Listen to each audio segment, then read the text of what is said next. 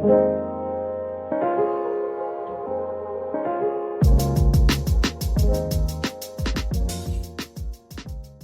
guys, welcome to Sensitive Queen Speaks, where we talk about anything and everything related to business, business owners, artists, creators, marketing, daily life struggles, self-care, and self-love. I am Jasmine, your host. Most of you may know me from JLou Rose, which is my small business. You can find me on Instagram, YouTube, TikTok. Anyways, let's get into it. Hello, my loves. We are back with another episode. Welcome to episode 8. If you're listening to this, I appreciate you so much. I appreciate all the frequent ones who always comment. I love seeing your comments and how you relate and all that. And also hello to the new ones who are currently listening. I haven't checked out the other ones. We do have past episodes that are out, so go give it a listen. If you missed last week's episode, you should really go listen to it. I think that has been one of my favorite episodes to record. It talks about the inner child, and I feel like I unlocked a lot of emotion that I didn't really know was there, and it was so weird.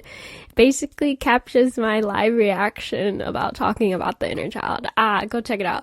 But in today's episode, we are gonna be talking about being present in the moment, just being totally present and aware of where we are day by day. I was inspired by this topic by Alicia Marie. If you don't know her, she has a podcast with Remy Ashton. Both of my favorites. They also do YouTube channels, so watch them a lot, but I also love their podcast. I was listening to their podcast and Alicia was talking about being in the moment, being present one day at a time. Sometimes we look at, like when we think about what our purpose is in life, sometimes we look at it as a big picture. I know before I heard this, I always thought my purpose had to be something huge, something so like high up on the top shelf. I mean, I know we're all special in our own way, and I just feel like our purpose, we just always think that it has to be like the most special thing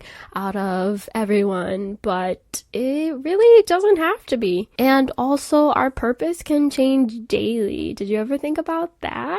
She went into saying how, you know, our purpose could be like, we should look at our purpose at a daily perspective, as in like your purpose today could be making someone smile, but tomorrow your purpose could be helping someone, but your purpose tomorrow could be helping someone with their groceries, paying for their groceries or something. I'm not saying you have to do that, but I'm just saying our purpose can change daily, and looking at what our purpose is does not need to be based on the future or a big picture. It can be like little things. It can be, we have daily purposes. One day your purpose is this. It's literally in our human nature to go about change. Personally, I used to think like purpose had to be this whole big shiny thing and it had to be set on this one thing, but it really doesn't. I think a lot of us can get depressed and sad thinking that our purpose does not mean much. We struggle of finding our purpose, but it really doesn't have to be something so extravagant. It can just be something small. It can be a bunch of small things that like feed into our like happiness, like making our happiness go round. And it's kind of scary to think that our purpose can change in an instant, but it's like, okay, this is where it's taking me. What obstacles do I have to jump through? What steps do I need to take to reach my goal? I just thought it was really cool to change the way you look at what your purpose is, and that goes into a lot of being in the moment, because if you're thinking too much into the future and you're getting stressed, anxiety, or if you look too much on the past and you get depressed, you know, it's like, why are you stressing about past things? Why are you stressing about things that didn't even happen yet? And it may not even happen at all, because like I said, our future changes constantly, and with all the little small choices we make along the way, it changes how the end path is going to look like. So, I mean, Why stress when you could just be in the moment, be in this present moment, feel what you feel now, and work through what you're going through currently. Turn it around for the good so that you can keep having those good moments and keep having a purpose by day. Just take one day at a time, basically. I think a good way to be present is, 1, notice your surroundings, like when you go on walks, enjoy nature, see how nature is all composed of all the elements, the creatures, even though they can be a little scary, but the creatures go into the environment, the clouds, the sky, rain, when it's raining, enjoy, just take in all your surroundings and just take in how beautiful it can be and how beautiful this earth can be when you really look at it. I mean, I know some parts are not that beautiful, but hey, there's beauty. You can find beauty in the not so beautiful things. Another thing we can do is focus on one thing at a time. I think it can prevent being overwhelmed, putting your attention fully on one task and go down the list. If you have many to tackle on, I probably struggle with this the most and currently because I'm trying to create many things and get it all ready, but I know I have to take a step back and, go down the list one at a time. Focus on, if there's one sticker I need to finish, I need to focus on this one thing and give my all into this one product first, then I can move on to the other, because there's no use in stressing about all the other ones when, why am I stressing when I haven't even started that yet? Let's focus on one thing and then go down the list one by one. Another thing is be grateful for what you have now. Don't dawn on what you don't have. Maybe let it be something that motivates you, but also remember what you have and what you're grateful for in your life right now. Like I've said before, tomorrow is not promised. The end of the day may not be promised. So take in all that you have. Be grateful for what you have. Be grateful for even waking up today, and grateful that you get up in the morning. I've learned to acknowledge, I am so blessed to be here. I am so blessed to be breathing every time I wake up. So blessed. Another thing that goes into being present is showing acceptance. Let go of what you think things are and accept how things are. Things can't be changed in an instant. You have to work towards change if you want to see truly something change in your life. For example, it's manifestations. It's one thing to just speak them, but you also have to put in work and make sure you're aware of your actions. Make work towards your goal in order to have that manifestation come true. It's putting things out into the universe, but you also have to put action along with it in order for the universe to return that to you. Be mindful and aware of your emotions, your thoughts. I know this past week my mind has been getting negative and making myself doubt my work, but then I butt in within my own thoughts and I'm like, no, I'm good, I'm great, I'm talented. Why would I say that? Why am I doubting myself?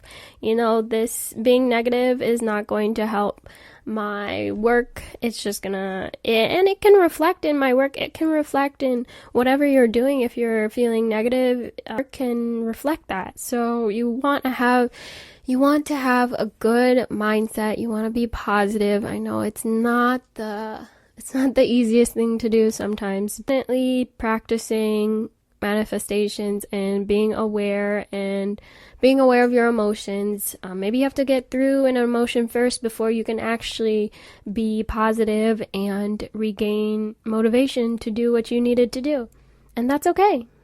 Get through that emotion. Take your own time to take a break and get through that. It's okay. Also, spend time with people who make you happy. I always say this so many times, surround yourself with good people who lift you up, people who don't bring you down, don't bring negativity to your life. That is going to fill your jar with so much joy and just make you feel even more motivated. I know, being in the TikTok world with my small business friends, they lift me up all the time. They always bring me joy. I always like seeing their work and vice versa, and I just love the support, just the inspiration I can get to with talking with them and stuff. I just love surrounding myself with people who understand and get the struggles that we all go through. just makes me happy. I have people who I can relate to and talk with. Another thing that goes into being in the moment is taking a break from socials. I know with me it's hard to take a break from socials because being a business owner, I am constantly marketing on social media, but there are some times where I just need a break. So I just literally don't even open the app, don't think about it. I just want to unwind, especially after work. I just want to unwind. I won't even look at my phone. I'll just leave my phone somewhere else and just unwind, watch a TV show that I'm really liking, K-drama, C-drama. Just get into what I want to do and what makes me happy. Not saying that the marketing part doesn't make me happy. It's definitely a work, but sometimes you just need a break from some things. Like everything that you love, you probably sometimes need a break from sometimes, but it's always good to, take a break from socials and de-stress, especially going on walks with my dogs and just enjoying nature. Sometimes I will, when I go on my walks, sometimes I will edit content because I have a waist leash, so sometimes I'll edit content while I'm walking them. Lately, I've just been putting the phone down, putting music into my ears and just taking in the lyrics and the surroundings and just being in the moment with my dogs and just enjoying nature. I know they love it as much, so I'm just like, I don't know.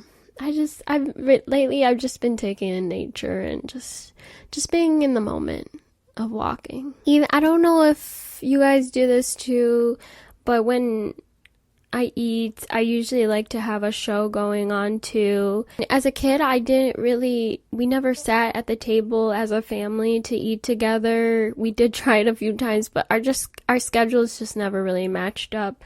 So I think that's how we got into the habit of when we eat our food, we watch TV. It's always been like that growing up. Lately, I've just been sitting at the table and eating and just, talking. Not saying I never talked with my boyfriend while we eat, but sometimes our schedules don't match up and we don't eat at the same time. When we do eat at the same, it's really nice to just sit and talk and just, see what went on in each other's days kind of thing and just be fully in the moment of listening. Also, it's helped me not fall asleep right away after work, because usually I'll fall asleep right after eating. After I get home, probably walk the dogs or have them run around outside. After I get their energy out, then I will tend to myself and eat and just unwind. Sometimes after I eat, I pass out on the couch, but lately, since I've just been at the table, it just doesn't make me as tired. I think because then we keep on talking even after we eat, so then my food's digested and all, so then I'm ready to go on to the next project of what I want to do with the rest of my day. I think being present and in the moment also helps with anxiety. If I think too much into the future, my anxiety will rise and it makes me sick to my stomach. And it's like, why do I think too much into it before it even happened? And even thinking about the past can lead to regret. Am I regretting all these past decisions? I've made the decisions I made. I think we always wonder sometimes, what would have happened if I didn't do this, or what would have happened if I did do this, if I was more confident to do blah, blah, blah. But, in the end, we are where we are bound to be. We are where we are because of our past decisions, and this goes into hand with being aware of our emotions and, accepting those decisions have led us to where we are today. Accept things to what they are. If we want things to change, we have to be aware of what actions or what steps we need to take to get to where we want to be. I feel like it's all around self-awareness. There's a quote I heard. I don't know where I saw this, but the quote went like this. There's a particular type of sadness you feel when you catch up with someone you miss and realize that the version of them you were once friends with doesn't exist anymore. You won't ever find the same person twice, not even in the same person. That basically goes into the past and thinking, it's just so crazy how us humans evolve so much throughout our lifetimes that even if you knew someone all this time and thinking how they are now versus how they were back then, Like, that person does not exist at all. And it's not just them. Even, I bet if they looked at you, you're not the same person that you are today than what you were back then. Like, I definitely know I was not the same person I am now. I definitely know back then, the way I was back then is not who I am today at all. Like, not at all. I would look at myself and be like, who is that? Like, what? I don't know. We changed so much. It's just crazy. And it's like the sadness that we feel. I don't know if it's rooted in ourselves being sad that we personally aren't who we were back then, or if we miss how easy things were. I think a lot about noticing changes in person. One, they've definitely evolved, and how they were back then is not who they are at all today. So did a flip-flop. But it's like, who cares if you're sad about them not being the version that you remember? Like, people evolve for a reason. They've either evolved through trauma and have evolved to who they are today in order to get through that trauma, or they have evolved to get to where they want to be in life. So it's okay to be sad for the version that you were once friends with, but you can't blame them for evolving for their own reasons. That's what I'm trying to say is, no matter what version you were once friends with, what matters now is the version that they are, and it's your choice whether you want to be present in that moment and just, reconnect, get to know that new version of them, or you'll be stuck in the past and most likely be depressed and sad because you're stuck on a version that is not there anymore, and there's nothing you can do about it. Like, there's no point, what I'm trying to say, there's no point in stressing over things that aren't gonna be coming back because you want it to be a certain way. Be present. Just be present and be aware of everything. Realize that you have most likely changed as well, and that's probably for the good. Moral of the story, I know I'm rumbling again, but moral of the story, be present and be aware of your emotions, surroundings, and just be present. Don't stress about the past. Don't dawn on the past. Don't look to the future and be stressed or have anxiety or fear of something that may not even happen, or something that may happen, but don't be stressed about it until, I say, don't be stressed about it until day of, but just don't let that unnecessary stress get to you today, because it's just gonna affect what you need to get done for today. Like, be present in the moment and do what you need to do today to get to where you want to be. Guys, I feel like I've been repeating myself. Maybe this is what happens when you try and record 3 episodes in, I think it's been almost 3 hours now. So I think we're gonna stop talking about this topic. I forgot, I don't know if Alicia said this too, but I heard this quote and it was, I think she said it, but I might be wrong, but I don't know. But in case she did, this is what she said.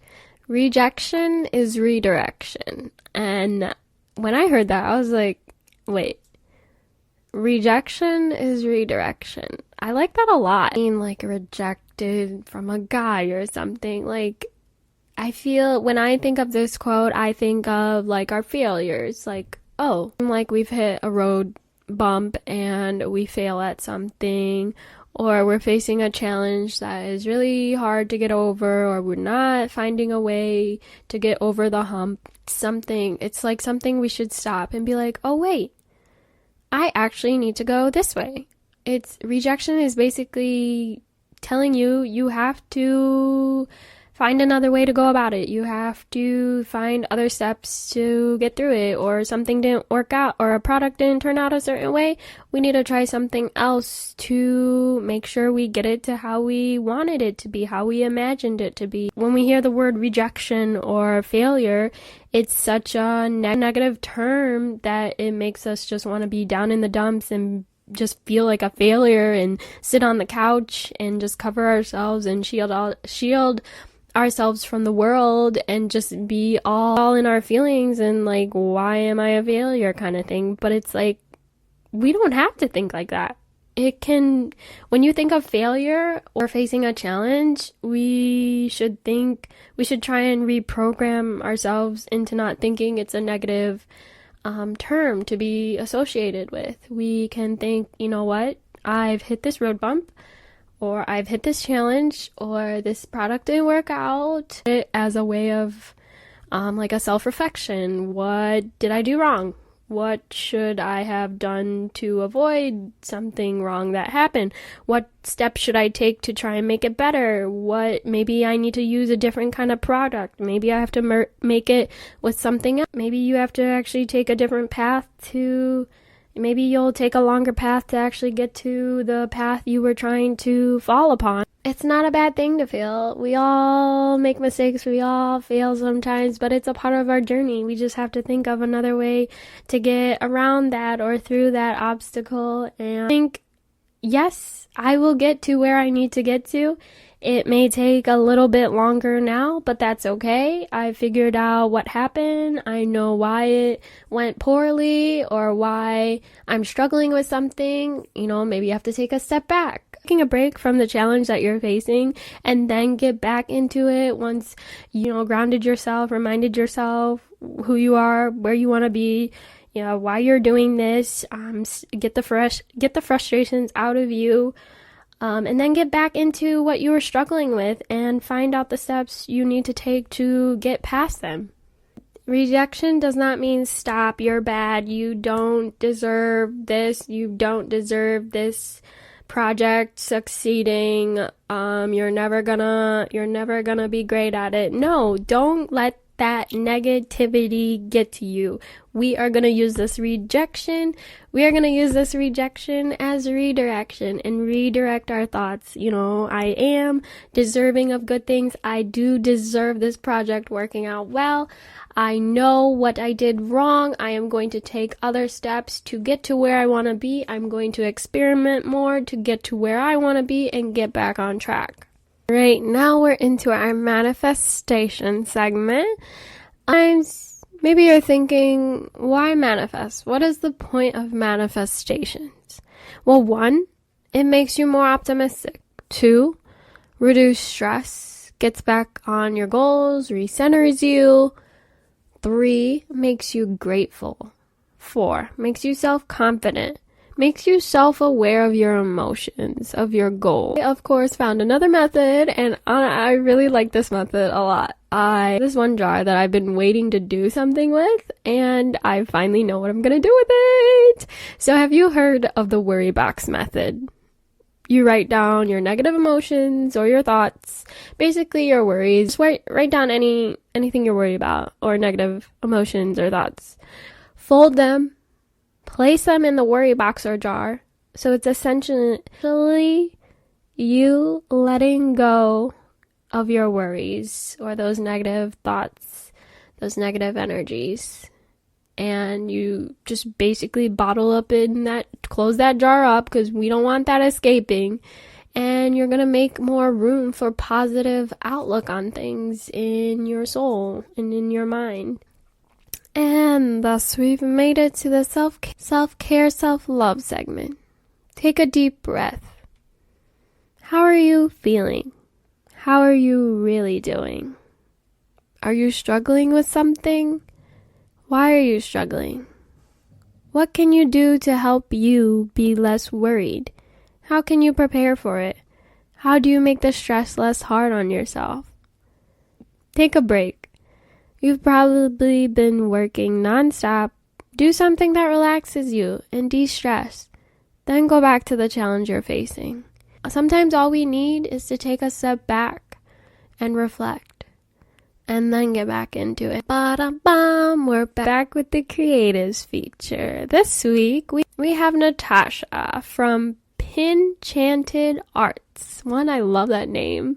Natasha makes enamel pins and accessories, cutest stickers, the cutest mushrooms. Y'all know, if you don't know, I'm so obsessed with mushrooms lately, and I just love, she makes different type of mushrooms into like their own little characters, and it's so adorable. And her line art is so like, it just hits. It is very talented and motivates me all the time. You can find Pinchanted at pinchantedArts.com. That's PINCHANTEDARTS.com.